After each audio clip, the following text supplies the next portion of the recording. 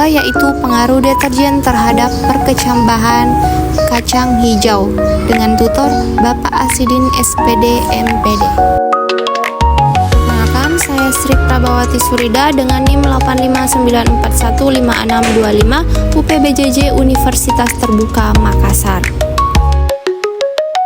Pencemaran lingkungan merupakan masalah yang sering terjadi akibat aktivitas manusia yang tidak ramah terhadap alam.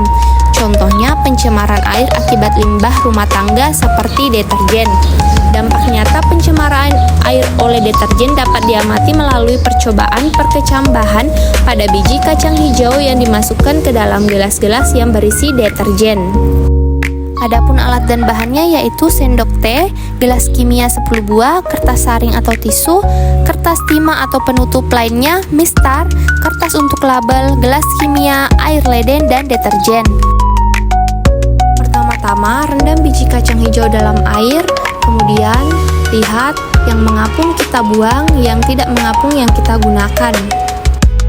Pertama-tama, larutkan 1 gram deterjen serbuk ke dalam air leden atau PDAM hingga 1000 ml, kemudian berlebar 100%.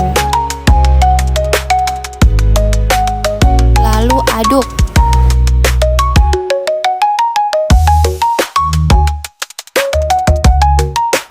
Kemudian ambil 500 ml larutan deterjen 100%, lalu tambahkan air leden PDAM hingga 1000 ml, kemudian beri label 50%.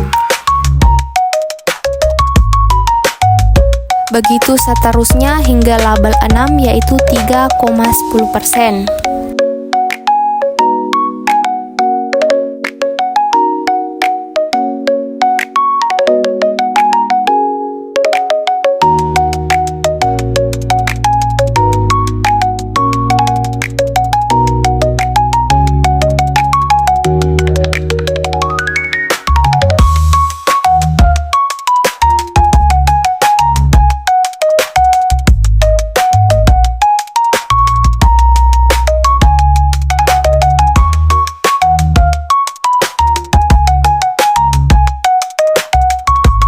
Pada larutan kontrol kita beri air yang tidak tercampur dengan deterjen yaitu air leden asli. Nah, ini dia gelas-gelas yang sudah kita isi dengan air dengan campuran deterjen. Langkah selanjutnya yaitu kita masukkan tisu atau kapas pada bagian dasar gelas-gelas yang berisi air dengan campuran deterjen. Kita masukkan semuanya pada ketujuh gelas-gelas tersebut.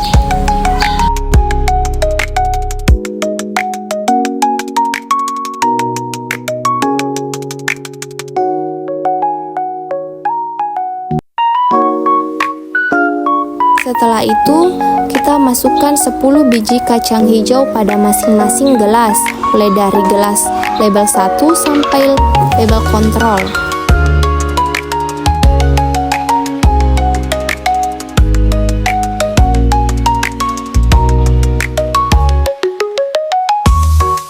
Langkah terakhir, gelas ditutup. Di sini saya menggunakan penutup dari kardus agar tidak terkena cahaya langsung, karena proses perkecambahan biasanya lebih baik dalam kondisi gelap. Selain itu, penutup juga membantu menjaga kelembapan di dalam gelas agar air tidak cepat menguap dan bijinya tetap lembab. Dengan begitu, kondisi pertumbuhan antara perlakuan bisa tetap sama. Pengamatan hari pertama yaitu 24 jam. Pada pengamatan 24 jam pertama, panjang rata-rata akar kecambah pada larutan 100% hanya mencapai 0,15 mm, pada 50% sebesar 0,65 mm, pada 25% 1,1 mm, pada 12,5% 1,8 mm, pada 6,25% sebesar 2,6 mm, pada 31% sebesar 3,3 mm, dan pada kontrol atau tanpa deterjen sebesar 3,6 mm. Hal ini menunjukkan bahwa semakin tinggi konsentrasi deterjen, semakin kecil panjang rata-rata akar yang tumbuh.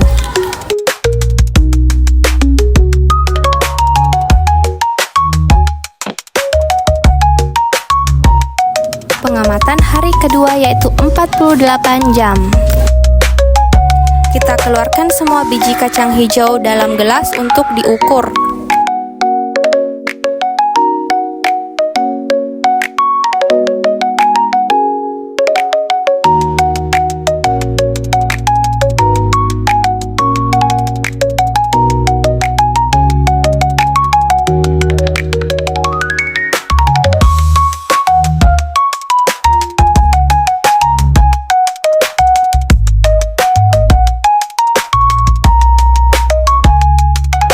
Selanjutnya kita ukur dengan mistar skala milimeter.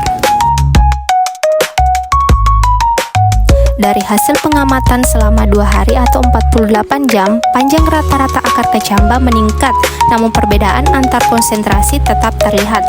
Pada larutan 100%, panjang rata-rata akarnya hanya 0,2 mm, pada 50% 1,9 mm, pada 25% sebesar 2,1 mm, pada 12,5% sebesar 3,1 mm, pada 6,25% 3,9 mm, pada 3,1% sebesar 5 mm, dan kontrol mencapai 7,1 mm.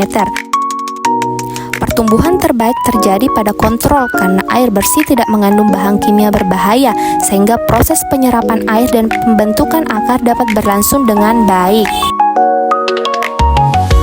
Berdasarkan hasil pengamatan terhadap pengaruh deterjen terhadap perkecambahan kacang hijau selama 24 dan 48 jam, dapat disimpulkan bahwa semakin tinggi konsentrasi larutan deterjen, semakin rendah daya tumbuh dan panjang rata-rata akar kecambah kacang hijau. Pada konsentrasi tinggi 100% dan 50%, pertumbuhan akar sangat lambat, bahkan sebagian biji tidak berkecambah. Sedangkan pada konsentrasi rendah 3,1% dan terutama pada kontrol atau air leden tanpa deterjen, pertumbuhan akar berlangsung lebih cepat dan panjangnya lebih besar.